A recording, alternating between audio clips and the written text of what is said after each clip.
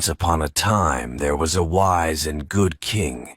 He had only one son, a boy named Delibes.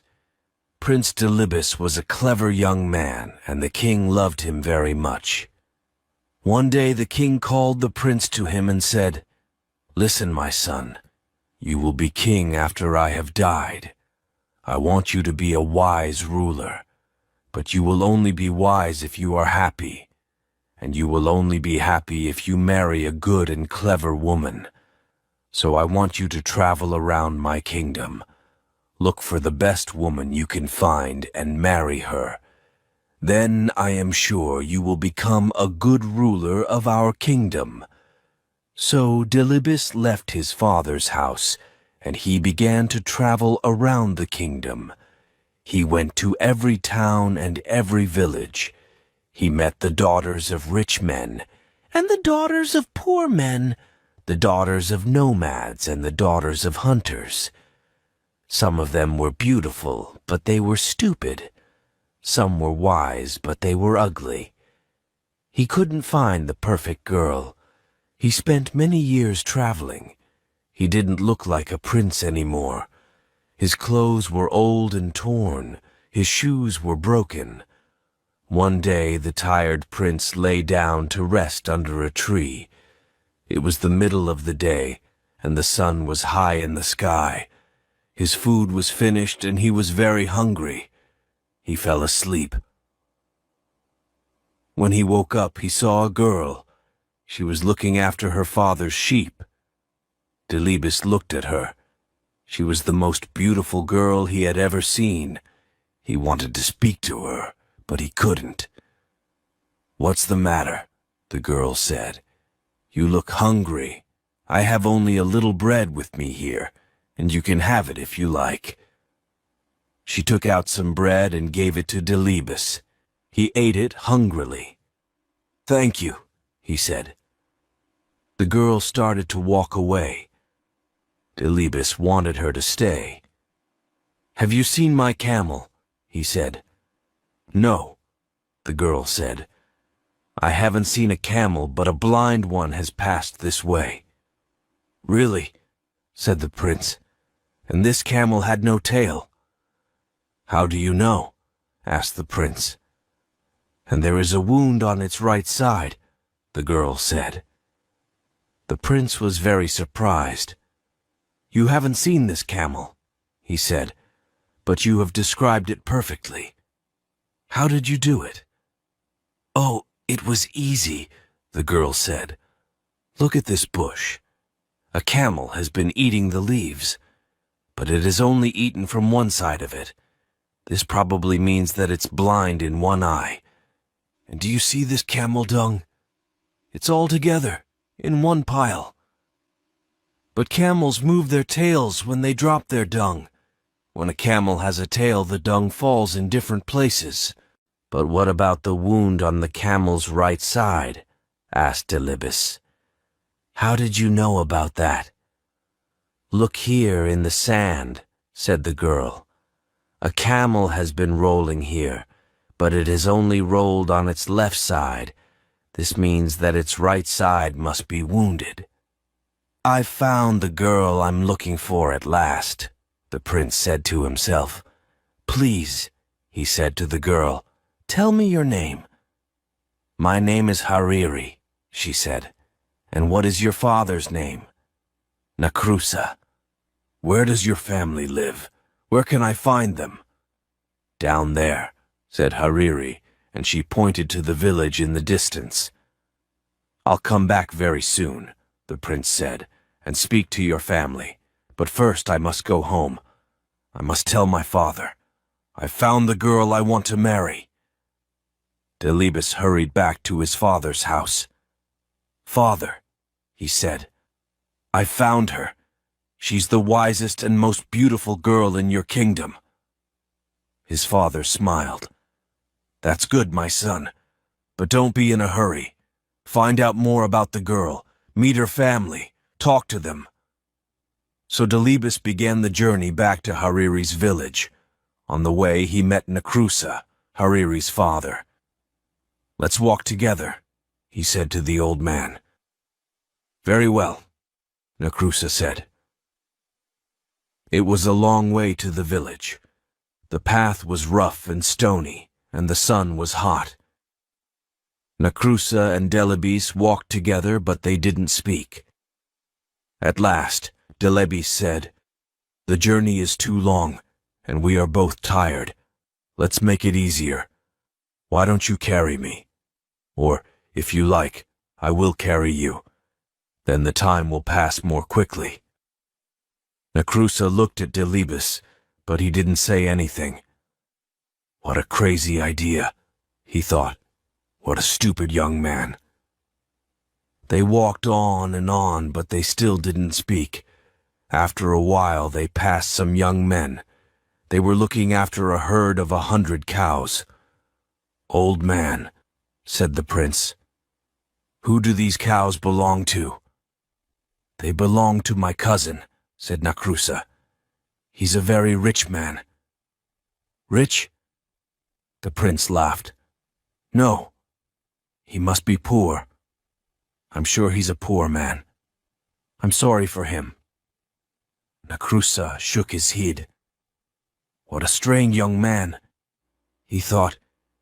He's sorry for a man who has 100 cows. A little later, they passed another herd of cattle. There were 10 cows and 1 bull. "Whose cattle are these?" Delibes asked. "Oh, they belong to my neighbor," said Nacrusa. "He's only a poor man." "Poor," said the prince. "I don't think so. I think he's rich. Yes, he's certainly a rich man." This young man is crazy, Nacrusa thought. They walked on and on over the hills until they came to a valley. There was a field of wheat in the valley. It was already yellow and ready for the harvest. "Is this wheat free so that travelers can eat it?" asked Delibes. "Free," said Nacrusa. "What do you mean free? Of course it isn't free. It belongs to the farmer." "I don't understand this boy at all," he said to himself. The sun was going down now. It was nearly evening. At last they could see the village in the distance. Some people were coming out of the village. They were carrying the body of a dead man. They were taking him to the cemetery. "Who has died?" Delibes asked Nacrusa. "Who was this man?" "He was a good old man," Nacrusa answered. "I knew him well." "And will his name be buried with him?" asked Delibes. "Or will his name live on?" How stupid, Nacrusa thought. The poor man is dead. Of course his name dies with him. It won't be used again. He said nothing. He walked on towards his house, and Delibes followed him. The prince and Nacrusa came to Nacrusa's hut. The old man turned round to Delibes. He wanted to say goodbye. But the prince had already followed him into his compound. Nacrusa was tired of Delibes. He wanted him to go away. But now the young man was his guest. He had to welcome him. So he went into his hut and brought out a mat. He put it on the ground and Delibes sat down on it. Hariri was inside the hut. She was cooking the evening meal. "Listen, daughter," Nacrusa said to her. "We have a very strange guest. A crazy young man has followed me all day. He's come to the village with me, and now he's here in my compound. Take him some water so that he can wash his feet." So Hariri took some water and went out to wash Delibes's feet. He was very happy when he saw her. She smiled at him, and his heart jumped. She was even more beautiful than before. "Why don't you put your feet on the mat?" she asked him. "Look, they're on the dirty ground." "But my feet are still dirty," Delibes answered. "You haven't washed them yet. If I put them on the mat now, the mat will get dirty too." So Hariri washed his feet. When they were clean, he put them on the mat. Hariri went back into the hut to find her father. "This young man isn't crazy at all," she said. "Oh, yes, he is," said Nakrusa. "Do you know what he said to me on the road? 'Let's make the journey easier,' he said. 'Why don't you carry me? Or if you like, I'll carry you.' Wasn't that stupid? How can I, an old man, carry a big young man like him?" "But father," Hariri said, "you don't understand. He meant that the journey was long and boring. He wanted to make it interesting. When he said, 'Why don't you carry me?' he meant, 'Why don't you tell me a story?' And when he said, 'Or if you like, I'll carry you,' he meant, 'Or, if you like, I'll tell you a story.' In that way, you could help each other along the road." "Well, anyway," said Nakrusa, "that wasn't the only thing. We passed a big herd of 100 cows. 'Who do these cows belong to?' he asked me. 'He must be a poor man.' Poor? A man with 100 cows is rich. Then later, we passed a small herd of 10 cows and 1 bull. 'Who do these belong to?' he said. 'Oh, he must be a rich man.' Now isn't that crazy?" "No, father," Hariri said. "He's right. The man with 100 cows is rich now, but he won't be rich for long. If he doesn't have a bull, his cows will never give birth to calves.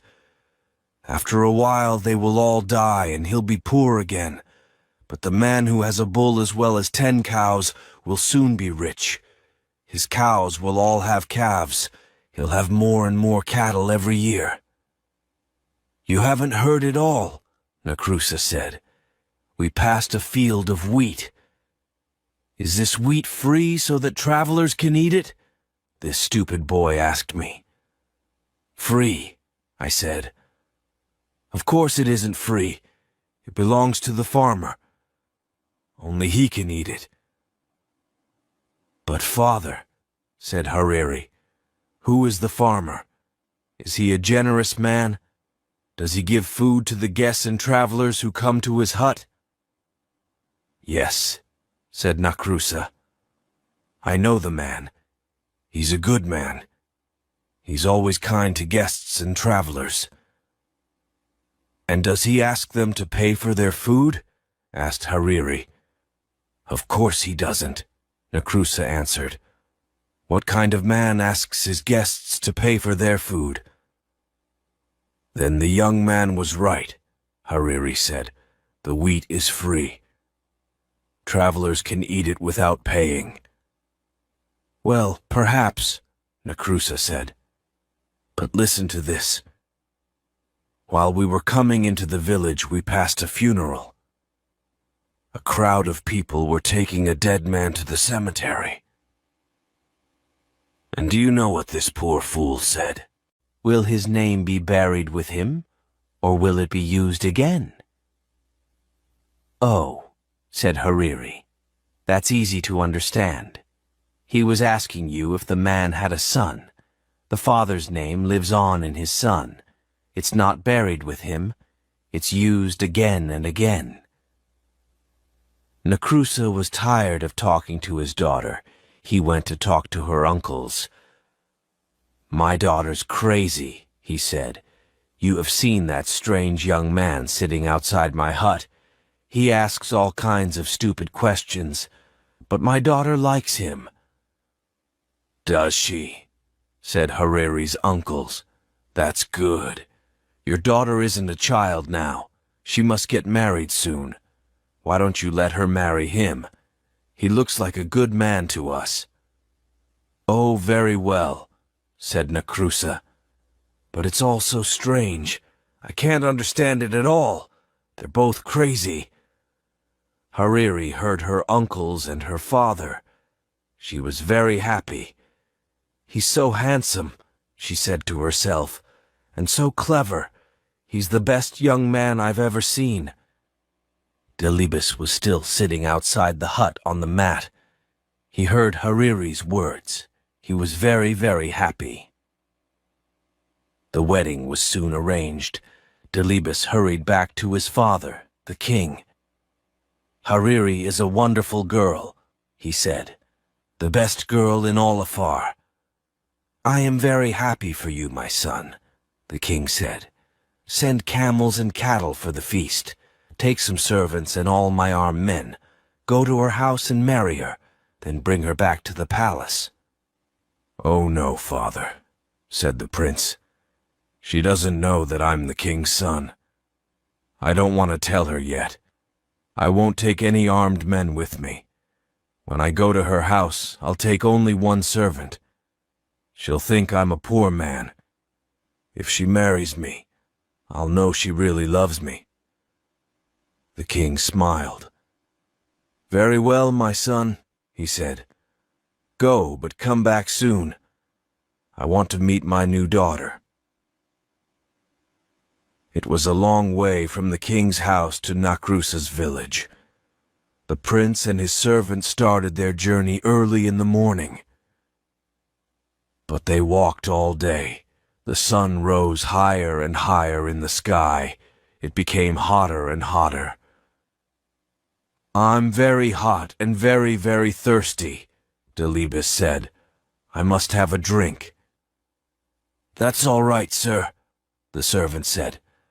"Look, we're coming to a water hole. You'll find some water there." They came to the water hole, and Delibes looked down into it. The hole was deep. The water was a long way down. "Climb down and fill my water bottle," Delibes said to his servant. "Oh, no, sir, I can't do that," the servant said. "I don't want to fall and break my neck." So Delibes climbed into the water hole himself. He drank the cool, clean water and filled his bottle. Then he looked up at his servant. "Pull me up," he shouted. But the servant laughed at him. "Pull you up?" he said. "Why? You fool! I'm going to be the master now." He picked up a big stone and lifted it above his head. "He's going to throw it down and kill me," thought Delibes. "Wait a minute," he shouted. "Don't kill me. You'll never escape. Someone will soon find my body. They'll tell my father, and he'll send his men to kill you. I've got a better idea." The servant put the stone down. "What do you mean, a better idea?" he said. "We'll change our clothes," said Delibes. "You take my clothes and I'll take yours. You can be the master and I'll be the servant." The servant laughed. "That's a stupid idea," he said. "If I pull you out of the water hole, you'll kill me. I know you will." "I won't kill you, I promise," said the prince. "And I won't tell anyone that you're my servant." The servant picked up the stone again. "I don't believe you," he said. "Get ready to die." "Very well," the prince said. "But don't you want to marry the most beautiful girl in Afar? How will you find her father's house? Only I know the way." The servant thought for a moment. "Do you really promise?" he said. "You won't kill me. You'll be my servant and I'll be your master." "Yes," answered Delibes. "You know me.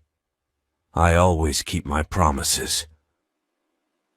"All right," the servant said, and he pulled Delibes out of the water hole.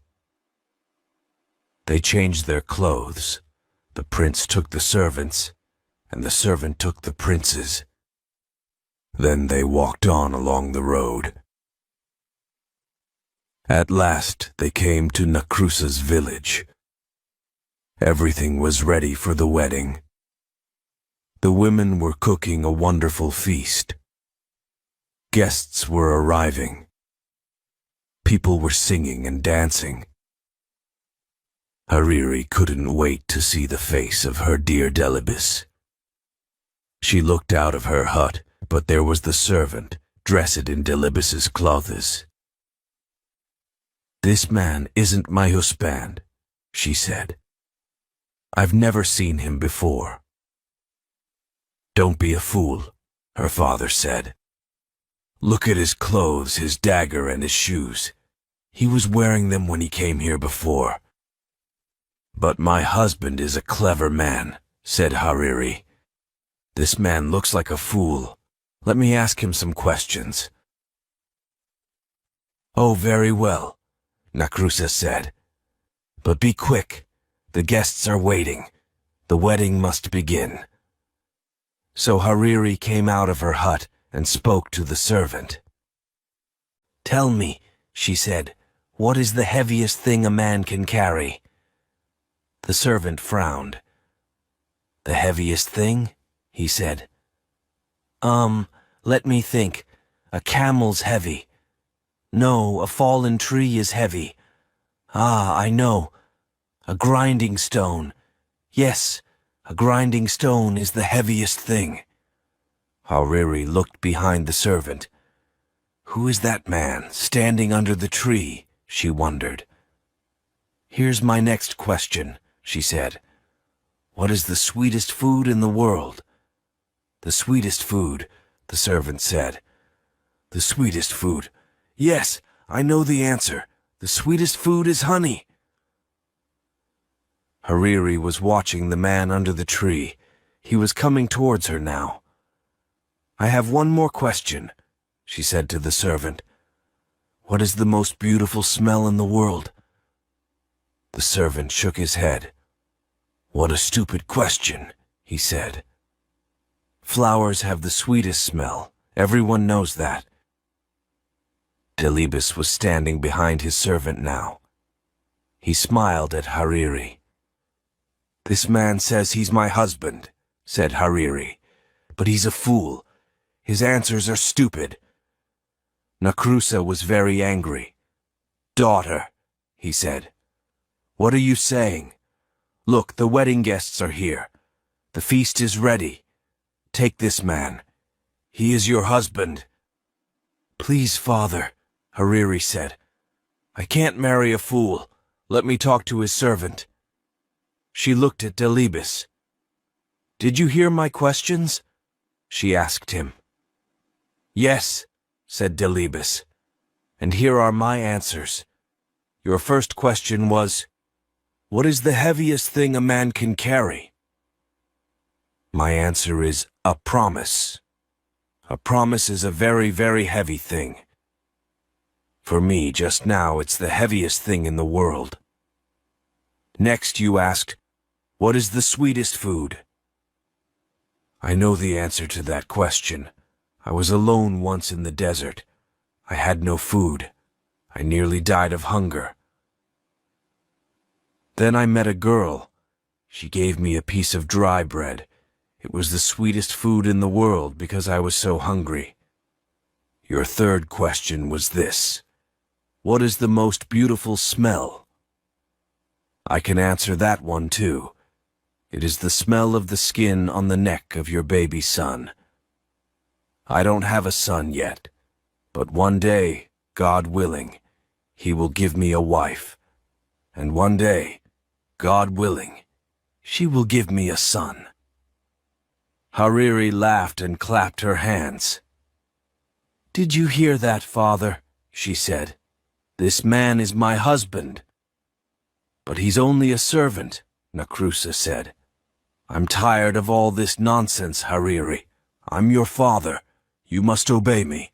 Marry the master, not the servant. Hariri went and stood beside Delibes. Master or servant, this is the man I will marry, she said. The servant was frightened when he heard this. He fell down on his knees. Oh, please, please forgive me, he said to Delibes. I was a fool. Don't tell the king your father." "The king? Your father is the king?" Nacrusa said to Delibes. "My dear boy, this is wonderful. Hariri, my child, you are right, of course. This is the right man for you. I always knew you were a clever girl. You're going to marry a prince. Where are the singers? Is the food ready? Let the marriage begin." The wedding was a happy one. Everyone ate and sang and danced. Only Delibes' servant wasn't happy. He went out of Nacrusa's compound and ran away. They never saw him again. The next day, Delibes and Hariri began the journey back to the king's house. Everyone there was very happy to see them. The king liked his daughter-in-law at once. "My son, you have chosen well," he said to Delibes. "Now I know that one day you will be a wise and happy ruler." After a year, Hariri had a son. Delibes was very happy. He took his son in his arms. He smelled the skin on the baby's neck. It was the sweetest smell in the world for him. Hariri smiled at him. "I have given you a son," she said. "Now I want you to give me a promise." "Yes, of course," said Delibes. "What is it?" "I'm always frightened when you go out at night," Hariri said. "There are bad men in the town, and the wadi is the most dangerous place. Please don't go to the wadi in the evening, when the people and the animals have returned to the town. Promise me." "I promise," said Delibes. And so Delibes and Hariri lived happily for many years. They had 7 sons and 7 daughters. The old king died, and Delibes became king. He was a wise and good ruler. The years passed. One day, when Delibes and Hariri were old, a servant came to Delibes. "The camels have returned from the wadi," he said, "but one of them is lost." Delibes forgot his promise to Hariri. "I'll go myself and look for it," he said. It was dark outside. There was only a half moon in the sky. Everything was quiet. There was nobody at the wadi now. Everyone was at home in their own houses. Suddenly 4 men jumped out from behind a tree. "Give us your money!" shouted one. "Give us your clothes!" shouted another. The 3rd man came close to Delibes and looked at his face. "Let him go," he said to the others. "It is the king." "What?" the 4th man said. "Yes, quick, let him go." But the first 2 robbers laughed. "Let him go," they said. "Are you crazy? He'll send his soldiers after us.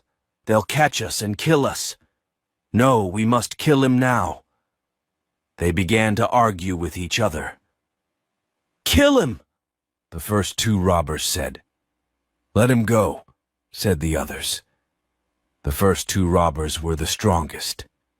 "We must kill you," they said to the king. "We want to save our own lives." "Give me one last wish before I die," the king said. "Very well," said the robbers. "What is it?" "Go to my house," Delibes asked them. "Tell my wife that you saw me near the wadi. Say to her, 'There's a black cow in my herd of cattle. Its horns are too long. It will put out the eyes of the other cows. Take it out of the herd.'" "Is that all?" asked the 3rd robber. "No," answered the king. "Tell her this. There's a black mat on the roof of my house. Take it away. Put a white mat there in its place." "Is there anything else?" said the 4th robber. "Yes," Delibes answered. "I have 4 camels. Tell my wife to keep 2 of them, but tell her to let 2 of them go." "Have you finished now?" the first robber said. "Yes," said Delibes. "Then you must die," the first robber said. And so the robbers killed Delibes. They took his body and threw it under a tree. "Come on," the first two robbers said. "We must run away." "No," said the third and fourth robbers. "We must take the king's message to his wife. We promised." "Are you crazy?" the first robber said.